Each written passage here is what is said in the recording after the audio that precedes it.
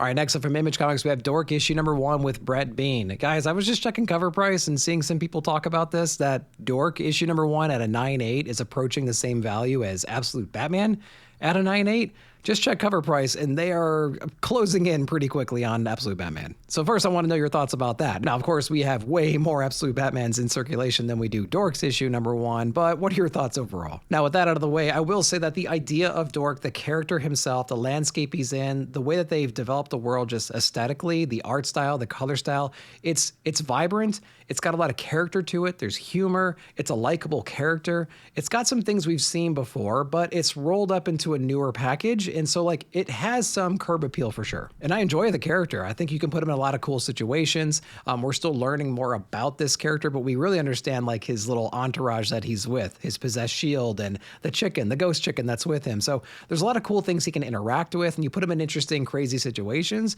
and that just amplifies the excitement. But what I want to focus on in this issue is the use of the landscape and just, again, the ancillary characters and some of the new villains and new threats that we're dealing with. Again, thrown into this mix, I think it really makes for a compelling story, and it's just a funny one as well. There's a lot of humor behind all of this, but there's also some thoughtful moments as well. We somewhat reiterate the prophecy that the world thinks that Dork is going to fulfill, which is basically combining these two types of creatures and basically wiping out the world. We're reiterating the fact that that's not the case, or he doesn't think that's the case.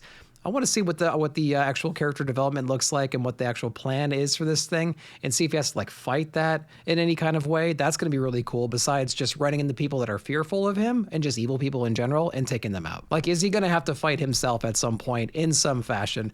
I think that's going to be some cool things to explore later. So again, I think we have an interesting character at its core. He's got some friends with him that are interesting to deal with too and interact with. We have this prophecy looming over us, and we have a really just bright, vibrant, just fun-looking environment with some interesting bad guys thrown into the mix. I think this book might have some legs, man. I want to see where this one goes. Let me know your overall thoughts on Dork.